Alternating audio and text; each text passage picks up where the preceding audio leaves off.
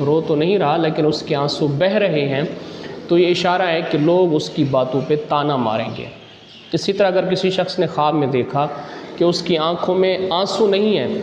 बल्कि मट्टी और गर्द उसकी आंखों के अंदर जमा है, तो ये इशारा है कि बग़ैर रंज और तकलीफ़ के माल हलाल को वो हासिल करेगा। इसी तरह अगर किसी शख्स ने ख्वाब में देखा कि आंसू उसके चेहरे से निकल रहे हैं, लेकिन यानी आँखों से नहीं बल्कि चेहरे से उसके आंसू निकल रहे हैं, तो ये इशारा है कि अपने अहल व अयाल के ऊपर वो शख्स माल व दौलत को खर्च करेगा। इमाम जाफ़र सादिक रज़ियल्लाहु ताला अन्हु के नज़दीक आप फरमाते हैं कि ख्वाब में अगर कोई शख्स आँखों में आंसू देखता है तो आँखों में आंसू का आना